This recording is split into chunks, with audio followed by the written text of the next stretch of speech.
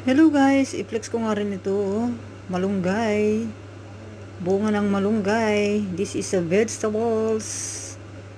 Filipino. Wow, wow. This is yummy, yummy. Cooking Filipino food. Ilocano food version. Wow.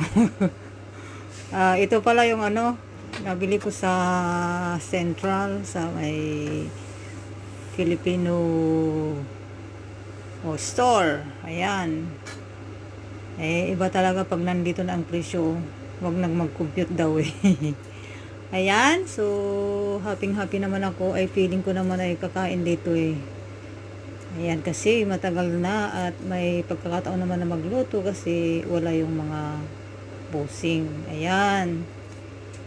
Ano ko lang yan guys. Lagyan ko ng shrimp sauce kasi wala akong bagoong. Ayan. Salamat sa panonood.